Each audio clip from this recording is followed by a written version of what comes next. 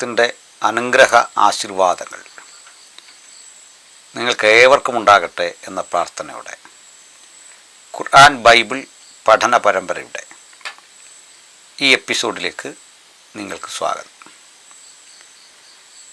ഇതുകൊണ്ട് ഞാൻ ലക്ഷ്യമിടുന്നത് നമ്മുടെ മുസ്ലിം സഹോദരന്മാർ ഖുർആൻ ഗൗരവത്തിൽ വായിക്കട്ടെ എന്നതാണ്.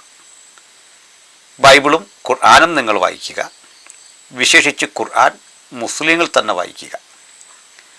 ക്രൈസ്തവരും അത്യാവശ്യം ഖുർആൻ പഠിക്കുന്നതിൽ താല്പര്യമെടുക്കേണ്ടതുണ്ട്. മുസ്ലിം സഹോദരന്മാർ ഖുർആൻ വായിക്കുന്നില്ല എന്നല്ല ഞാൻ പറഞ്ഞു വന്നതിൻ്റെ അർത്ഥം.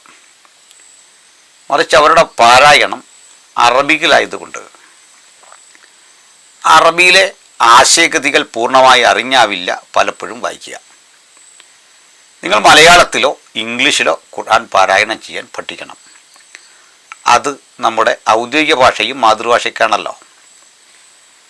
എന്നാൽ ഖുർആൻ പണ്ഡിതന്മാർ എപ്പോഴും പറയും അറബിയിൽ തന്നെ അത് വായിക്കണം. അതിൽ തന്നെ കിടപ്പുണ്ട് ഒരു ചതിവ്. കാരണം ഈ അറബി പ്രചുരപ്രചാരം സിദ്ധിച്ച ഒരു സാർവദേശീയ ഭാഷയൊന്നും അല്ല, ആയിട്ടില്ല ഒരു ഘട്ടത്തിലും. അങ്ങനെ ലോകമാസകലം അറബിവൽക്കരിക്കാവുന്ന അവസരങ്ങൾ കിട്ടിയിട്ടും അത് പ്രയോജനപ്പെടുത്താതെ പോയി മുസ്ലിം പണ്ഡിതന്മാർ, അല്ലെങ്കിൽ മുസ്ലിം ലോകം. ഏകദേശം ഒരു സഹസ്രാബ്ദം ലോകത്തിൻ്റെ മിക്ക ഇടങ്ങളിലും ആധിപത്യം ചെലുത്തിയിരുന്ന സാമ്രാജ്യമായി ഏറ്റവും കൂടുതൽ കാലം ലോകത്തെ ഭരിച്ച റോമൻ എംപയർ പോലെ തന്നെ ഭരിച്ച മുസ്ലിം ഭരണകൂടങ്ങളുണ്ടായിരുന്നു എന്നോർക്കണം. എന്നിട്ടും ഈ ഭാഷ സാർവത്രികമാക്കാൻ അവർക്ക് കഴിഞ്ഞില്ല. ഇനി ഈ ഭാഷയിൽ വായിക്കുമ്പോൾ കിട്ടുന്ന മികവെന്താണ്? സ്വാഭാവികമായ ഒരു പുസ്തകം അതെഴുതിയ ഭാഷയിലെ അർത്ഥം പരിഭാഷയിലേക്ക് വരുമ്പോൾ പൂർണ്ണ അർത്ഥത്തിൽ ദ്യോതിപ്പിക്കണം എന്ന് നിർബന്ധമില്ല, അത് വസ്തുതയാണ്. എന്നാൽ ഇവിടെ അള്ളാഹുവിന് അറബി മാത്രമേ അറിയൂ എന്നുണ്ടോ? അടുത്ത ദിവസം ഞങ്ങളൊരു ബുക്ക് സ്റ്റാൾ സന്ദർശിക്കവേ ഒരു ബഹുമാനനായ മുസ്ലിം പണ്ഡിതൻ ആ ബുക്ക് സ്റ്റാളിൽ വെച്ച് ഞങ്ങളോട് സംസാരിച്ചു. എൻ്റെ കൂടെ വിജു തിരുവല്ല എന്ന എൻ്റെ സ്നേഹിതനുണ്ട്. അദ്ദേഹം അസ്സലാമു അലൈക്കും ഇതിൻ്റെ അർത്ഥം അറിയുമെന്ന് ചോദിച്ചു. ഞങ്ങൾ അർത്ഥമറിയാമെങ്കിലും മൗനം അവലംബിച്ചപ്പോൾ പറഞ്ഞു നിങ്ങൾക്ക് സമാധാനമുണ്ടാകട്ടെ എന്നാണ്. അപ്പോൾ ഞാൻ ചോദിച്ചത് മലയാളത്തിൽ പറഞ്ഞാൽ സമാധാനം ഉണ്ടാവില്ലേ? അല്ല, അറബിയിലേ പറയാവൂ നിർബന്ധമുണ്ടോ? അറബിയിൽ പറഞ്ഞെങ്കിലേ കിട്ടൂ എന്നുണ്ടെങ്കിൽ, അറബിയിൽ പറഞ്ഞെങ്കിലേ ഇതിന് ആധികാരികത വരൂ എന്നുണ്ടെങ്കിൽ മനുഷ്യരാശിയുടെ രക്ഷയ്ക്ക് ആദ്യം അറബി പഠിക്കണം എന്നല്ലേ വേണ്ടത്. അറബി പഠിക്കാത്തതിൻ്റെ കാര്യം വല്ലാത്തൊരു പ്രശ്നമാകുമല്ലോ. ഏതെങ്കിലും ഒരു ഭാഷയോടാണ് ദൈവത്തിന് ഇത്ര പ്രേമമെങ്കിൽ പ്രപഞ്ച സൃഷ്ടാവ് ഈ ഭാഷ ലോകത്ത് ആദ്യം എത്തിക്കാനായിരുന്നു ശ്രമിക്കേണ്ടത്. ഏതെങ്കിലും ഒരു ഭാഷയിൽ സംസാരിച്ചെങ്കിലേ, ആ ഭാഷയ്ക്ക് എന്തോ വിശുദ്ധി കൽപ്പിച്ചെങ്കിലേ ദൈവത്തിന് ആശയവിനിമയം നടക്കൂ എന്നുണ്ടോ? എന്നുണ്ടെങ്കിൽ തൻ്റെ സകല ചരാചരങ്ങളെയും ആ ഭാഷ അഭ്യസിപ്പിക്കാനാണ് ആദ്യത്തെ മിഷൻ പ്രവർത്തനം ചെയ്യേണ്ടത്. അപ്പോൾ ദാവാക്കാർ നമ്മോട് ഇങ്ങനെ പറയുമെങ്കിൽ അവരാദ്യം ചെയ്യേണ്ടത് അറബി പഠിപ്പിക്കാൻ മുതിരുക എന്നതാണ്. അതിന് കഴിയുന്നില്ല എങ്കിൽ സത്യത്തിൽ ഇതിലെ ഫോഷ്ക്ക് അപ്പോഴേ മനസ്സിലാകും. ഇവർ പറയുന്ന കാര്യങ്ങൾ ജനങ്ങൾ മനസ്സിലാകാതിരിക്കാനുള്ള തന്ത്രപരമായ ഒരു ഏർപ്പാടാണ് ഈ അറബി ഭാഷയ്ക്ക് കൊടുക്കുന്ന മുൻതൂക്കം.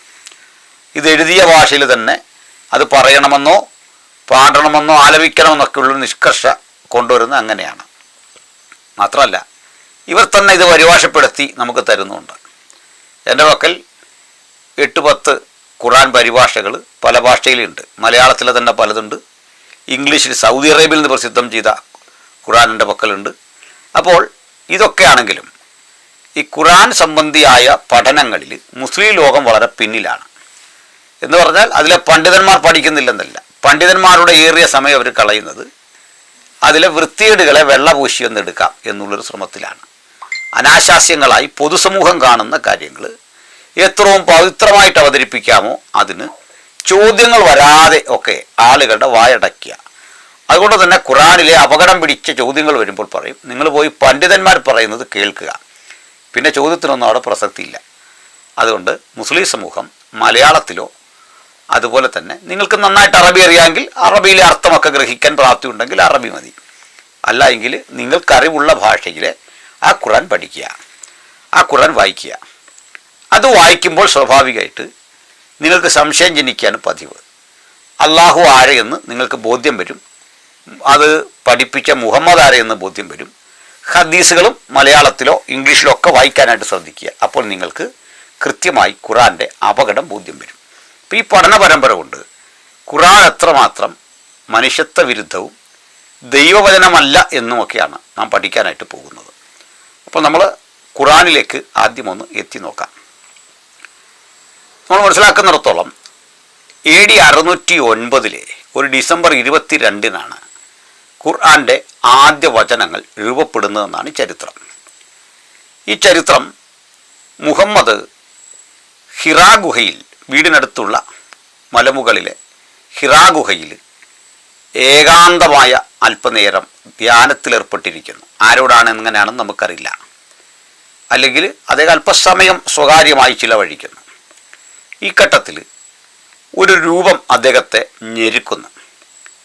ഭയചകിതനായി നിൽക്കുന്ന അദ്ദേഹത്തോട് വായിക്കുക എന്ന് പറയും. ഇഖ് അറ എന്ന് പറയുന്നു. ഇഖ് അറ എന്ന് പറഞ്ഞു തുടങ്ങുന്ന ആ വാക്കിന് മ അനബി ഇഖ്രീൻ എന്ന് അദ്ദേഹം മറുപടി പറയുന്നു.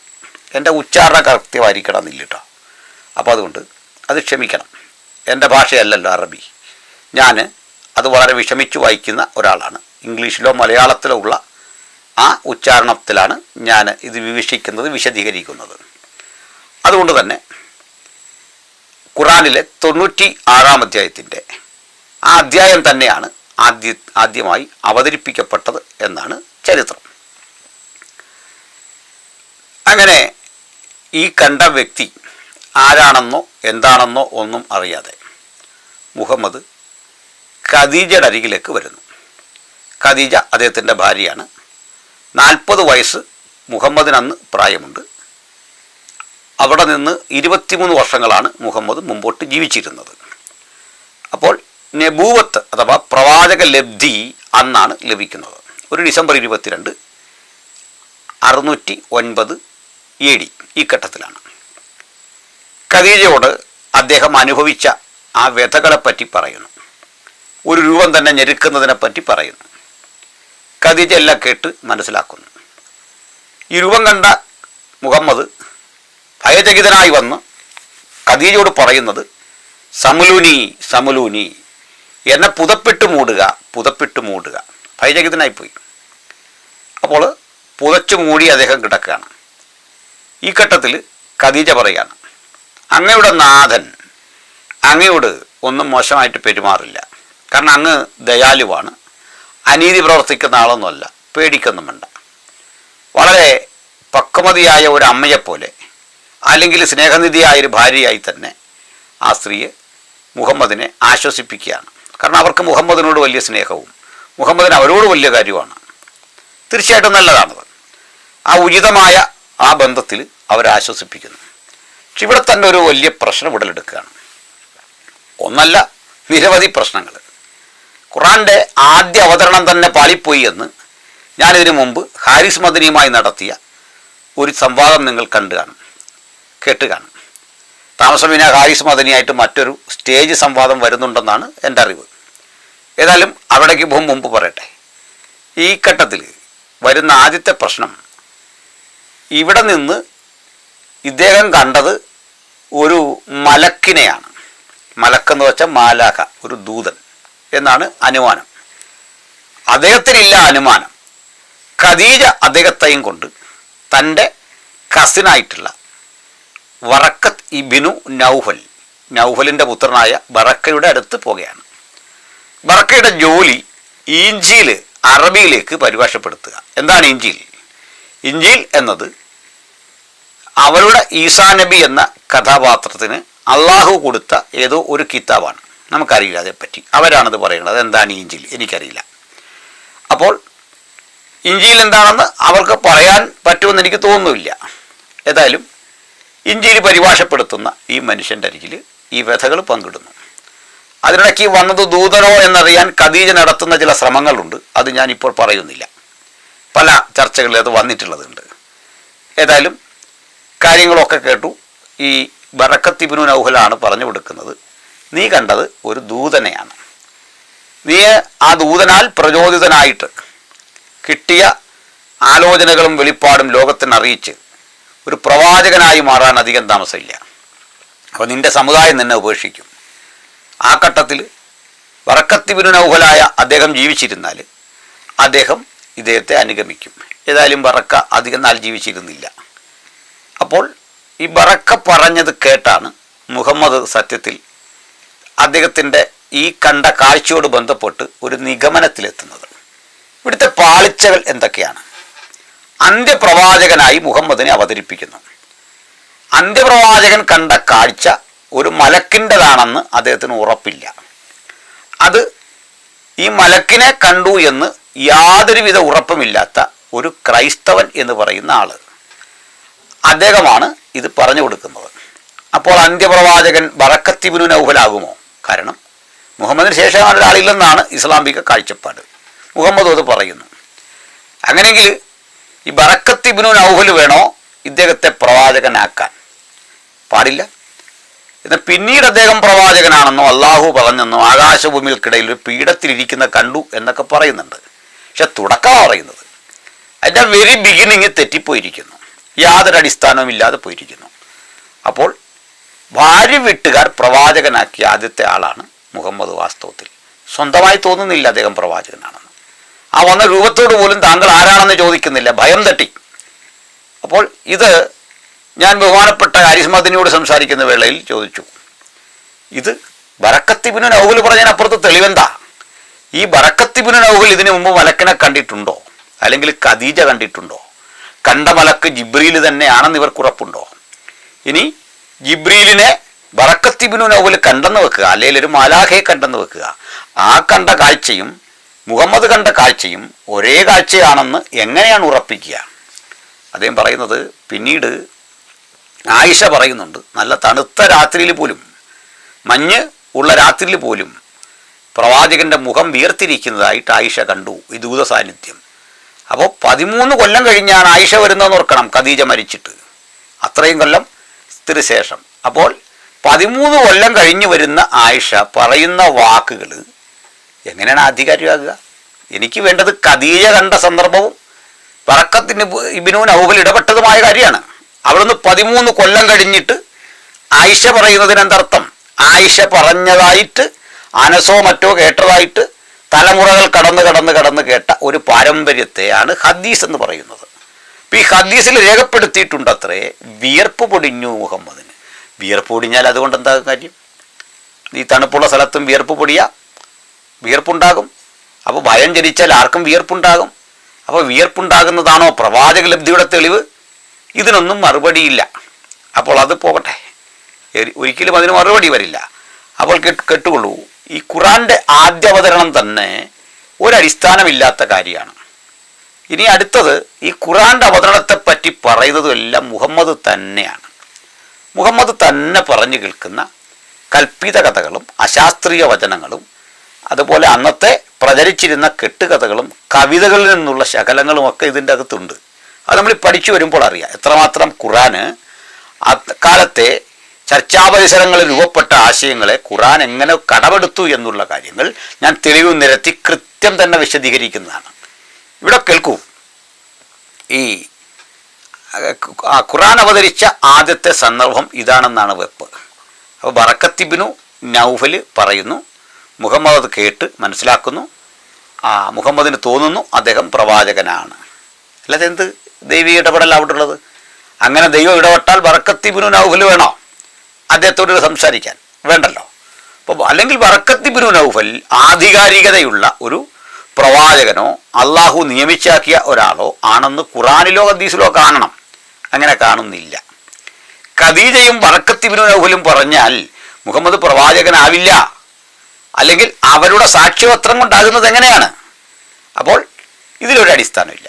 രണ്ടാമതൊരു അപകടമുണ്ട്, അത് മേജറായൊരു അപകടമാണ്. ഈ അങ്ങയുടെ നാഥൻ എന്ന് ഖദീജ പറയുന്നു. ആരെപ്പറ്റി? അള്ളാഹുവിനെ പറ്റി. അങ്ങയുടെ നാഥൻ അങ്ങേ കൈവിടത്തൊന്നുമില്ല, അങ്ങ് നീതിമാനും നല്ല മനുഷ്യനൊക്കെയാണ്. കാരണം മുഹമ്മദ് ഈ പ്രവാചക ലബ്ധി കിട്ടുന്നത് വരെ നാട്ടിൽ കുഴപ്പക്കാരനായിട്ട് ജീവിച്ച ആളൊന്നുമല്ല. അദ്ദേഹത്തെപ്പറ്റി നല്ല അഭിപ്രായം നാട്ടിലുണ്ടെന്നാണ് ചരിത്രം. ആകട്ടെ, മുഹമ്മദ് ഒരു പ്രശ്നക്കാരനായി മാറുന്നത് അദ്ദേഹത്തിൽ സദാചാര വിരുദ്ധത കണ്ടു തുടങ്ങുന്നത്, അതിലേക്ക് അദ്ദേഹത്തിൽ ധാർമ്മികമല്ലാത്ത ജീവിതചര്യകൾ കണ്ടു തുടങ്ങുന്നത്, യുദ്ധക്കൊതിയും സ്ത്രീതൽപരതയും അങ്ങനെയുള്ള മോഹങ്ങളുമൊക്കെ ഉടലെടുത്ത് കാണുന്നത് പ്രവാചകലബ്ധി കിട്ടി എന്ന് അദ്ദേഹം പറഞ്ഞ ശേഷമാണ്. അപ്പോൾ ഒരു പ്രവാചകലബ്ധി കിട്ടുമ്പോൾ ഒരു മനുഷ്യൻ സ്വഭാവം കൊണ്ട് സംസ്കരിക്കപ്പെട്ട് ഉത്തമ പുരുഷനായി മാതൃകാ പുരുഷനായി മാറുകയാണ് വേണ്ടത്.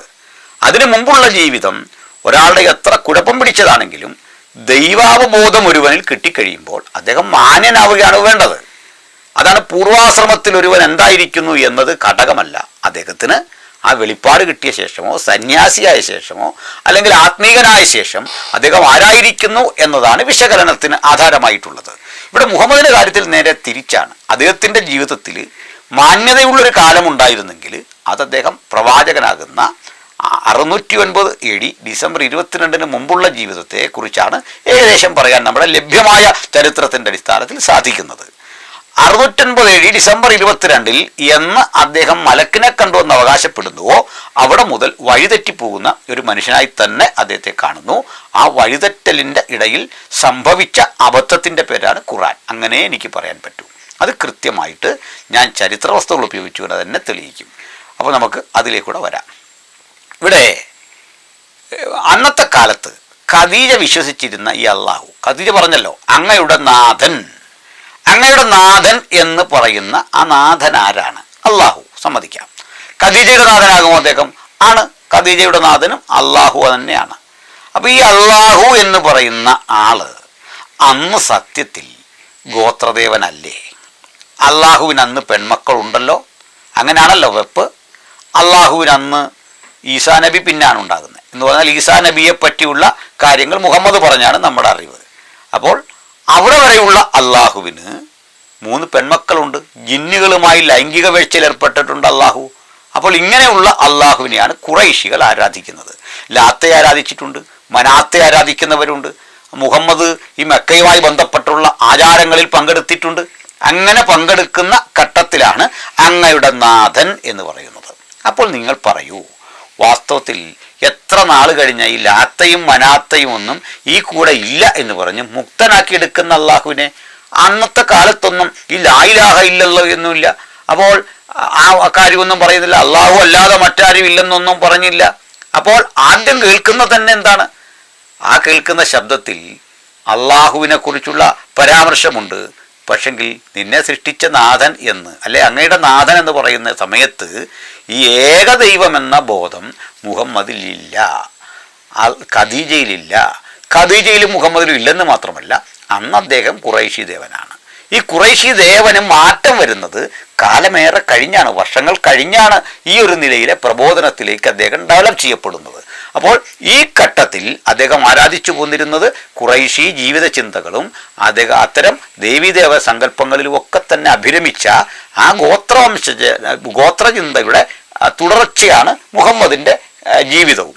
അപ്പോൾ അല്ല എങ്കിൽ സത്യസന്ധമായൊരു വചനമാണെങ്കിൽ ആദ്യം തന്നെ അള്ളാഹുവിന് മക്കളില്ലായിരുന്നെന്നും ഗോത്രദേവനല്ലെന്നുമുള്ള ക്ലാരിറ്റി ആയിരുന്നു മുഹമ്മദിന് കൊടുക്കേണ്ടത്. അങ്ങനെ ഒരു വ്യക്തതയേ ഇല്ല അവിടെ. മാത്രമല്ല, ഇത് ഇങ്ങനെ എടുത്തു കൊടുക്കുമ്പോൾ ഒരു പ്രശ്നമുണ്ടേ. അള്ളാഹുവിന് ഒന്നാമത് ഒരു ഓർഡർ ഇല്ലാത്ത ആളാണ്. ആദ്യം കൊടുക്കേണ്ട അവസാനം കൊടുക്കേണ്ടതും ആകപ്പാട് ഡിസോർഡറാണ്. ആ ഖുറാനെ പറ്റി പറയുന്നത് ലൗഹുൽ മഹ്ഫൂൽ എന്നറിയപ്പെടുന്ന ഒരു ഫലകം സ്വർഗത്തിലുണ്ട്. അതിൽ ആ മഹ്ഫൂൽ എന്ന് പറയുന്നത് ഇന്ന് ഞാൻ ഈ പറയുന്നത് തന്നെ ഒരു ഏപ്രിൽ ഫൂൾ ദിനത്തിലാണ്. മഹ്ഫൂൽ എന്ന് പറഞ്ഞു കഴിഞ്ഞാൽ അതിലൊരു തെറ്റില്ല. സ്വർഗത്തിലൊരു ശിലാഫലകത്തിൽ ഇത് എഴുതി സൂക്ഷിച്ചിരിക്കുകയാണ്. അത് കുറേശ്ശെയാണ് മുഹമ്മദിന് കൊടുത്തുകൊണ്ടിരിക്കുന്നത്. കുറേശ്ശെ കൊടുത്താൽ മതിയായിരുന്നു. പക്ഷേ ഒരു കാര്യമുണ്ട്, വല്ല ഓർഡറുമുണ്ടോ? ഇതിലേറ്റവും വലിയ അപാകത എന്ന് പറയുന്നത് ആയിഷയെ ജാരശങ്ക നിമിത്തം മുഹമ്മദ് തിരസ്കരിക്കുന്ന ഒരു കാലമുണ്ട്. ആയിഷ വഴിയിൽ തങ്ങി രാത്രി വരുന്ന വഴിക്ക് ആയിഷ ഒട്ടകക്കട്ടിലുണ്ട് എന്ന് കരുതി ആ ഒട്ടകത്തെയും കൊണ്ട് ആൾക്കാർ പോന്നു. ആയിഷ നഷ്ടപ്പെട്ടു പോയ ഒരു സ്വർണ്ണമാല തേടി അങ്ങനെ നടന്നു. അത് കഴിഞ്ഞത് കിട്ടിക്കഴിഞ്ഞപ്പോഴേക്കും ഈ സംഘമെല്ലാം പോയി കഴിഞ്ഞിരുന്നു. രാത്രിയായി. ആയിഷയെ കാത്ത് ആരെങ്കിലും വരുമെന്ന് കരുതി ആയിഷ നിൽക്കുകയാണ്. ആ സമയത്ത് സാധന സാമഗ്രികൾ ആരെങ്കിലും വഴിയിൽ ഉപേക്ഷിച്ചോ എന്ന് തിരയേണ്ടതിനാക്കി വെച്ച ഒരു മനുഷ്യൻ പുറകെ വരുന്നു. അയാൾ ആയിഷയെ കണ്ടെത്തുന്നു. ആയിഷ അദ്ദേഹത്തിനൊപ്പം വീട്ടിലേക്ക് വരുന്നു. ആ മനുഷ്യനെയും ആയിഷയെയും തെറ്റിദ്ധരിക്കുന്നു. ഒടുക്കം ആരാണ്? സാക്ഷാൽ മുഹമ്മദ് തെറ്റിദ്ധരിക്കുന്നു. ആയിഷയെ ബഹിഷ്കരിക്കുന്നു. ആയിഷയ്ക്ക് പനി പിടിക്കുന്നു. ഒടുക്കം മുഹമ്മദ് ആയിഷയെ കാണാതെ വരുന്നു. അടിയിലേക്കൊന്നും വരുന്നില്ല. അബൂബക്കർ പൊട്ടിക്കരയുന്നു. ഈ അറേബ്യൻ ദേശത്ത് എൻ്റെ കുടുംബം പോലെ വേദനയും ദുർഗതിയും അനുഭവിച്ചൊരു കുടുംബമില്ലെന്ന് അദ്ദേഹം പരിതപിക്കുന്നു. ആയിഷ അതീവ ദുഃഖിതയായിട്ട് വീട്ടിൽ കഴിയുന്നു. ഒടുക്കം ആയിഷ നാളുകൾ കഴിഞ്ഞാണിത് അറിയുന്നത്. അപ്പോഴേക്കും അലിയെപ്പോലെയുള്ള ആളുകളെ വിളിച്ചിട്ട് ഇതിനെന്താണ് ചെയ്യേണ്ടത് എന്ന് ചോദിക്കുമ്പോൾ അലി ആയിഷയ്ക്കെതിരെ നീങ്ങാൻ മുഹമ്മദിനോട് പറയുന്നു. ഒടുക്കം മുഹമ്മദ് അവിടെ വെച്ച് തന്നെ ഈ ചില പ്രത്യേക സന്ദർഭം ഒക്കെ പരിഗണിച്ചുകൊണ്ട് ആയിഷയെ വീണ്ടും സ്വീകരിക്കുകയാണ്. അപ്പോഴേക്ക് പറഞ്ഞു, പടച്ചോണ്ട് ആയത്തിറക്കിയിട്ടുണ്ട്, ആയിഷ കുഴപ്പക്കാരിയല്ല.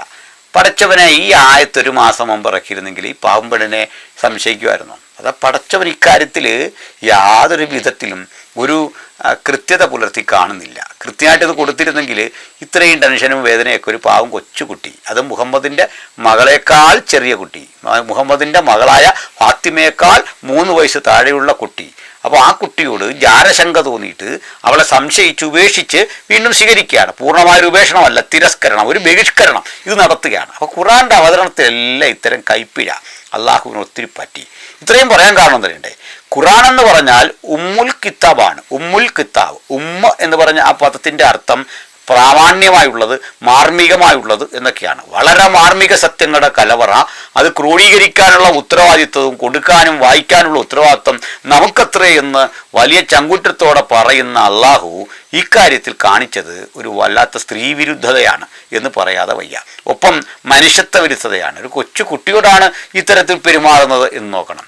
അപ്പോൾ ഖുർആൻ്റെ ആദ്യാവതരണവും അതിൻ്റെ ക്രോഡീകരണമെല്ലാം ഇങ്ങനെ ചില അബദ്ധങ്ങളാണ്. പിന്നെയും ഉണ്ട് ഒത്തിരി കാര്യങ്ങൾ. ഈ പലപ്പോഴും മുസ്ലിം പണ്ഡിതന്മാർ ചോദിക്കുന്നത് ബൈബിളിൻ്റെ കയ്യെഴുത്ത് പ്രതി എവിടെ, അത് എങ്ങനെ കിട്ടി? ഇവർക്കിതിൽ ഭയങ്കര ആശങ്കയാണ്. പക്ഷെ സ്വന്തം കയ്യെഴുത്ത് പ്രതിയെപ്പറ്റി ഇവർക്കൊരാശങ്കയില്ല. ഇത് കുറേ നാളിരുന്ന് ഹഫ്സയുടെ പക്കലാണ്. പലതരം പ്രതികളിൽ ഒന്ന് ഹഫ്സ സൂക്ഷിച്ചു വെച്ചു. അപ്പോൾ ഹഫ്സ സൂക്ഷിച്ചു എന്ന് പറഞ്ഞാൽ തന്നെ അത് എഴുതിയത് ഒട്ടകത്തിൻ്റെ തുടയെല്ലിൽ, അതുപോലെ പനന്തണ്ടിൽ, പനയോലയുടെ മടൽ, ഇതിലൊക്കെയാണ് എഴുതിയിരിക്കുന്നത്. അപ്പോൾ ഇതിലൊക്കെ എഴുതിയ കല്ലുകളിലുമൊക്കെ എഴുതി വെച്ചിരിക്കുന്ന ഈ വസ്തു ചിലത് കുറച്ച് ആട് തിന്നു പോയതായിട്ടുണ്ട്. ആട് തിന്നു പോയത് കൂടാതെ ഹഫ്സയുടെ പക്കൽ നിന്ന് കൊണ്ടുവരാൻ വേണ്ടി ആളയച്ചു.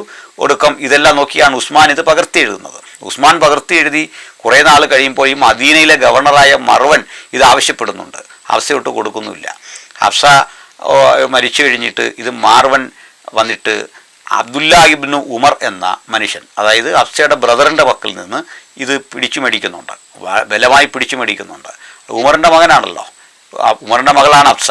ഉമറിൻ്റെ മകനായ അബ്ദുല്ല ഹിബ്നു ഉമറിൽ നിന്ന് ഇത് പിടിച്ചു വാങ്ങുന്നുണ്ട്. പിടിച്ചു വാങ്ങിയ ശേഷം ഇതിന് പിന്നെ എന്ത് പറ്റിയെന്നറിയില്ല, നഷ്ടപ്പെട്ടു പോയി. അപ്പം മാർവൻ്റെ പക്കൽ നിന്ന് ഇതിൻ്റെ കയ്യെഴുത്ത് പ്രതി തന്നെ നഷ്ടമാകുന്നുണ്ട്. പിന്നീട് ഇത് ഓർമ്മകളിൽ നിന്നുമൊക്കെ ശേഖരിച്ചെഴുതി പലർ പറഞ്ഞു കേട്ടും കഷണങ്ങളിൽ നിന്നൊക്കെ കിട്ടിയ കാര്യങ്ങൾ കേട്ടെഴുതി എന്നാണ് പറയുന്നത്. ആട്ടെ, പൗരാണികമായൊരു ഗ്രന്ഥത്തിന് ഇങ്ങനെയുള്ള പ്രശ്നങ്ങളൊക്കെ വരാം. പക്ഷെ അതല്ല, ഈ പണ്ഡിതന്മാരുടെ വാചകമണി കേട്ട് കഴിഞ്ഞാൽ ഇത് സ്വർഗത്തിൽ നിന്ന് നേരെ മുഹമ്മദിന് മലക്ക് കൊടുക്കുന്നു, മുഹമ്മദ് സഹാബികൾക്ക് പറഞ്ഞു കൊടുക്കുന്നു, അവർ കേട്ടെഴുതുന്നു, അതെല്ലാം കൂടി ഇവർ ചേർത്ത് പ്രിൻ്റ് ചെയ്ത് നമ്മുടെ പക്കൽ തന്നു. അങ്ങനെയൊന്നുമല്ല.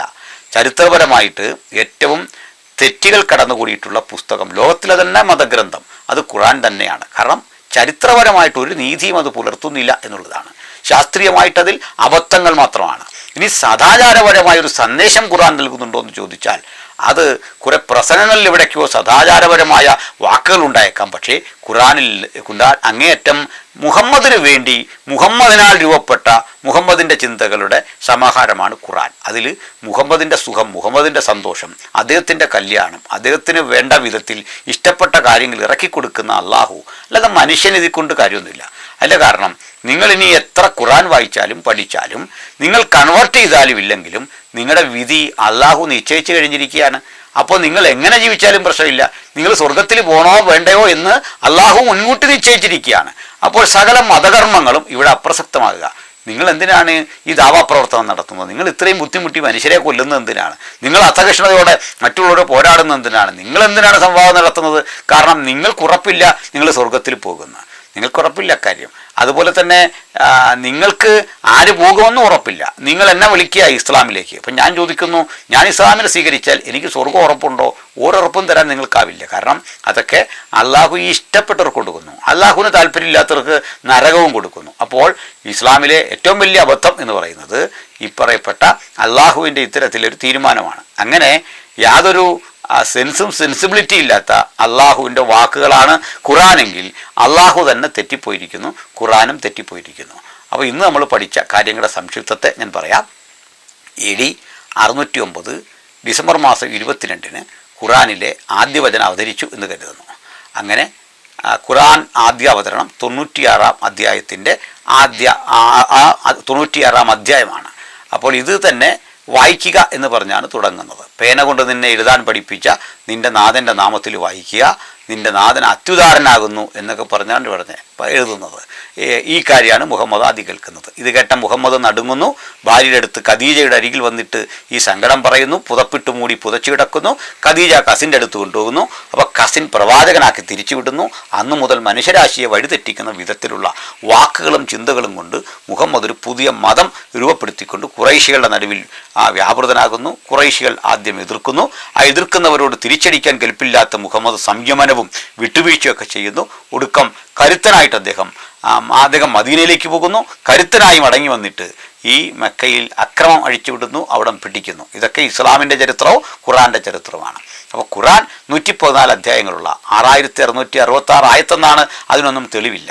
ആയത്തുകളുടെ എണ്ണം പോലും കൃത്യമല്ല. പല ആയത്തുകളും നഷ്ടപ്പെട്ടു പോയിട്ടുണ്ട്. അതുപോലെ തന്നെ ഇത് എൻ്റെ വാദമല്ല, ഖുറാൻ പണ്ഡിതന്മാരുടെ വാദമാണ്. ആ ഖുറാനിലെ പല ഭാഗങ്ങൾ ആട് തിന്നു പോയിട്ടുണ്ട്. അത് എൻ്റെ വാദമല്ല, ഖുറാൻ പണ്ഡിതന്മാരുടെ വാദമാണ്. നിങ്ങൾക്ക് സംബന്ധിച്ച് അടുത്ത വീഡിയോ ഞാൻ ചെയ്യുന്നതിന് മുമ്പ് സംശയങ്ങളുണ്ടെങ്കിൽ കമൻറ്റുകളാക്കി ഇട്ടാൽ മതി.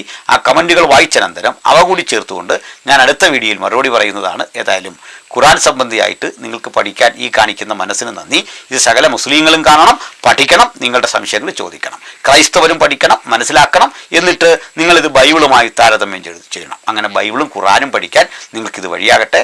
ഞാൻ ബൈബിൾ വിഷയങ്ങളിൽ പഠിപ്പിക്കുന്ന ഒരു അധ്യാപകനാണ്.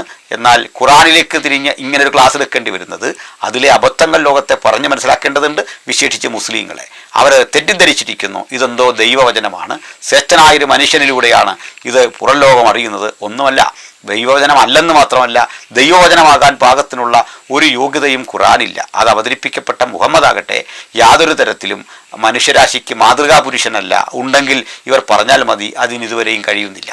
അതുകൊണ്ട് മാതൃകയില്ലാത്ത, യാതൊരു വിധത്തിലും മനുഷ്യന് ഗുണം ചെയ്യാത്ത, സമൂഹത്തെ തെറ്റിലേക്ക് കൂടുതൽ നയിക്കുന്ന, മനുഷ്യൻ തെറ്റായി കാണുന്ന, സമൂഹം തെറ്റായി കാണുന്ന പ്രവണതകൾ ചെയ്യാൻ തരുന്ന ലൈസൻസ് പോലെ ഇടപെടുന്ന ഒരു അള്ളാഹു, അങ്ങനെയുള്ള ഖുറാൻ. നിങ്ങൾ അത് നിന്ന് യാഥാർത്ഥ്യങ്ങളുടെ ലോകത്തിലേക്ക് സഞ്ചരിക്കണം. അതിൽ നിന്ന് വിഭിന്നമാണ് യേശുവിൻ്റെ മാർഗം. അവിടെ അക്രമമില്ല, ഏറ്റുമുട്ടലില്ല, അവിടെ വാഗ്വാദങ്ങളില്ല. ശാന്തസുന്ദരമായ ഒരു മാതൃകാ ലോകത്തെയാണ് ബൈബിളും യേശു ക്രിസ്തുവും വിഭാവനം ചെയ്യുന്നത്. അവിടെ ബഹുഭാര്യത്വമില്ല, അവിടെ അനാചാരങ്ങൾക്കും ദുരാചാരങ്ങൾക്കും സ്ഥാനമില്ല. അതിലേക്ക് പണം മുടക്കി തീർത്ഥയാത്രയ്ക്ക് പ്രസക്തിയില്ല. ചുരുക്കത്തിൽ ഭൂമിയിലൊരു സ്ഥലവും പ്രത്യേകിച്ച് വിശുദ്ധമല്ലെന്നാണെന്നോ അല്ലെന്നോ കരുതാത്ത അത്യുജ്വലമായൊരു മാർഗം. ഭൂമിയിൽ ഞാനിരിക്കുന്ന ഇടവും യെറുശലേമും തമ്മിൽ ഏതാണ് വിശുദ്ധി എന്ന് ചോദിച്ചാൽ ഇത് രണ്ടിനും പ്രത്യേകിച്ച് വിശുദ്ധിയൊന്നും കൽപ്പിക്കാതെ ഏതെങ്കിലും ഒരു സ്ഥലത്തോ ഏതെങ്കിലും ഒരു നിറത്തോടോ ഒരു കൊടിക്കൂറയോടോ ഒരു സ്ഥലത്തോടോ പ്രത്യേകിച്ച് ഏതെങ്കിലും വിധേയത്വമില്ലാത്ത അത്യുജ്വലമായ ഒരു മാർഗത്തിൻ്റെ പേരാണ് ക്രിസ്ത്യാനിറ്റി. അതുകൊണ്ട് ക്രിസ്ത്യാനിറ്റിയുടെ തത്വസംഹിത എന്ന് പറയുന്നത് തന്നെ കർത്താവായ യേശു ക്രിസ്തുവിൻ്റെ ഉദ്ബോധനങ്ങളും അത് ഗ്രഹിച്ചറിഞ്ഞ അപ്പോസ്തലന്മാർ ലോകത്തിന് പകർന്നു കൊടുത്ത ആ ആശയങ്ങളും സന്ദേശങ്ങളുമാണ്. അതുകൊണ്ട് ഞങ്ങൾ കൂടെ ചോദിക്കുന്ന ആ ചോദ്യം ആവർത്തിക്കുന്നു. യേശു ക്രിസ്തുവിൽ അവിടുത്തെ 12 അപ്പോസ്തലന്മാരിൽ പിൽക്കാലത്ത് ഉണ്ടായി വന്ന നൂറുകണക്കിനായ അവിടുത്തെ ആദ്യകാല അനുഗാമികളിൽ ഒക്കെ നമ്മളെടുത്ത് ചരിത്രത്തിൽ പരതിയാൽ അവർക്കൊക്കെ മുമ്പിൽ പോലും നിൽക്കാൻ ത്രാണിയില്ലാത്ത വിധം മുഹമ്മദിൻ്റെ ജീവിതം മലീമസമാണെങ്കിൽ ഞങ്ങൾ അഭിമാനപൂർവ്വം ഇന്ന് ഒരിക്കൽ കൂടി ഉയർത്തുന്ന കർത്താവായ യേശു ക്രിസ്തുവിൻ്റെ മാത്രം സവിശേഷത നിങ്ങളെന്നറിഞ്ഞുകൊള്ളൂ. ആ യേശുവിൻ്റെ പേരിൽ മുഹമ്മദിൽ ആക്ഷേപിക്കുന്നത് പോലെ ഒരു ആക്ഷേപം ഉന്നയിക്കാൻ മനുഷ്യന് കഴിഞ്ഞിട്ടില്ല. അതുകൊണ്ട് പറയട്ടെ, ആ യേശു കൊച്ചുകുട്ടികളോട് ആദരവ് പുലർത്തിയ വ്യക്തിയാണ്. ഞാനും ഹാരിസ് മദനിയും തമ്മിലുള്ള ഒരു ചർച്ചയിൽ അത്തരം വിഷയം വന്നിരുന്നു. അദ്ദേഹം വളരെ ദുഃഖിതനായിട്ട് അദ്ദേഹത്തിൻ്റെ വിഷയം അവതരിപ്പിക്കുന്നതായിട്ടാണ് എനിക്ക് ബോധ്യപ്പെട്ടത്. കാരണം അക്ബർ സാഹിബിൻ്റെ ഭാഷയിൽ പറഞ്ഞാൽ മുഹമ്മദിനെക്കുറിച്ചുള്ള ഇന്നത്തെ മുസ്ലിം യുവതയുടെ പ്രശ്നം അവരിലൊരു അപകർഷതാബോധം രൂപപ്പെടുന്നു. കാരണം 9 വയസ്സുള്ള ഒരു പെൺകുട്ടിയോട് അദ്ദേഹത്തിന് ലൈംഗികബന്ധത്തിൽ ഏർപ്പെടേണ്ടി വരുന്നു. 56 വയസ്സ് പ്രായമുള്ള ഒരു മനുഷ്യന് തൻ്റെ മകളേക്കാൾ 3 വയസ്സ് താഴെയുള്ള ഒരു കുട്ടി, അവളെ കല്യാണം കഴിക്കുമ്പോൾ 6 വയസ്സ്, അവളുമായി ലൈംഗിക ബന്ധത്തിൽ ഏർപ്പെടുമ്പോൾ 9 വയസ്സ്. അപ്പോൾ അങ്ങനെയുള്ള ഏറ്റവും ഭീകരമായ ജീവിതചര്യയിലേക്ക് മനുഷ്യനെ നയിച്ചിട്ട് പറയുകയാണ് അത് ആ കാലത്തിൻ്റെ സംസ്കാരമാണ്. എന്നിട്ട് പറയുക എക്കാലത്തിനും ഇത് മാതൃകയാണ്. ഏതെങ്കിലും ഒന്നാണ് പറഞ്ഞതെങ്കിൽ അതിൽ ഉറച്ചു നിൽക്കാമായിരുന്നു. എക്കാലഘട്ടത്തിലും അള്ളാഹുവിൻ്റെ റസൂലിൽ ഉത്തമ മാതൃകയുണ്ട് എന്ന് പറയുകയും ആ മാതൃക ഞങ്ങൾ ചോദിക്കുമ്പോൾ ഞങ്ങൾ തെറി പറയുന്നു എന്ന് പറയുന്ന ഒരു നിലയിലേക്ക് പോകുന്നു. തീർച്ചയായിട്ടും ഞങ്ങൾ പറയുന്നതിൽ തെറിയുണ്ട്. കാരണം അത് മുഹമ്മദിൻ്റെ ചെയ്തികളാണ്, ഖുറാനിലും ഹദീസിലും രേഖപ്പെടുത്തിയവയാണ്. അതുകൊണ്ട് ഞാനിന്ന് നിങ്ങളുടെ മുമ്പിൽ അവതരിപ്പിക്കുന്ന കർത്താവായ യേശുക്രിസ്തു ശിശുക്കൾക്ക് ആദരവ് കൊടുത്തു, ബഹുമാനം കൊടുത്തു, സ്നേഹം കൊടുത്തു. ബാലയെ എഴുന്നേൽക്ക എന്ന് പറഞ്ഞുകൊണ്ട് കൊച്ചുകുട്ടിയോട് മരണത്തിൽ നിന്ന് പിടിച്ചുയർത്തി അവളെ ജീവനിലേക്ക് കൊണ്ടുവന്ന അരുമനാഥൻ. യൗവനക്കാരികളായ സഹോദരിമാരോട് ആദരവും സ്നേഹവും പുലർത്തിയ ധീരനായ കർമ്മനിരതനായ ഏറ്റവും അനുകരണീയനായ ഒരു യുവത്വം, അതാണ് കർത്താവായ യേശുക്രിസ്തു. ഈ പ്രായമുള്ളവരോടും കുട്ടികളോടും സമൂഹത്തിലെ എല്ലാത്തരം ആളുകളോടും മാന്യതയോടും വിവേകത്തോടും കൂടി പെരുമാറിക്കൊണ്ട് ഒരു നവസംസ്കാരം, ആധ്യാത്മികതയുടെ നവസംസ്കാരം ലോകത്തിന് കാട്ടിക്കൊടുത്ത ഈ ഉദാത്ത ഗുരുവിനെ ഞങ്ങൾ നിങ്ങളുടെ മുമ്പിൽ വളരെ അഭിമാനത്തോടെ ഒരിക്കൽ കൂടി അവതരിപ്പിക്കുന്നു. ഈ കർത്താവായ യേശുക്രിസ്തുവിനെ സന്തോഷ പുരസ്സരം, അഭിമാന പുരസ്സരം അവതരിപ്പിക്കുമ്പോൾ എൻ്റെ പ്രിയപ്പെട്ട ഇസ്ലാം ദാവാ പ്രഭാഷകരെ, നിങ്ങളുടെ ചരിത്രത്തിൽ ഒരാളെയെങ്കിലും ഇങ്ങനെ അവതരിപ്പിക്കാൻ നിങ്ങൾക്ക് ത്രാണിയില്ലാതെ പോകുന്നത് എന്തുകൊണ്ടാണ്?